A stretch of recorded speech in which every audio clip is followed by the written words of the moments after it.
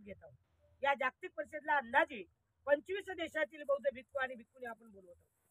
त्याचबरोबर या जागतिक परिषदेमध्ये संपूर्ण भारतामधील जे पालीचे विद्वान आहेत, साहित्यिक आहेत, विचारवंत आहेत, लेखक आहेत, कथाकार आहेत, या सर्व उपासक उपासिकांना आम्ही निमंत्रित करत आहोत. काही लोकांना निमंत्रण दिलेलं आहे, काही लोकांना बाकी आहे. औरंगाबाद शहरातील पूर्ण राजकीय जे काही स्तरावरती आहेत, मग खासदार असतील, आमदार असतील, नगरसेवक असतील, ग्राउंड लेवलला राजकीय पुढारी असतील, सर्वांना आम्ही या ठिकाणी निमंत्रित करणार आहोत. आणि सर्व जाती धर्माच्या पलीकडे आपण ही जागतिक परिषद घेणार आहोत.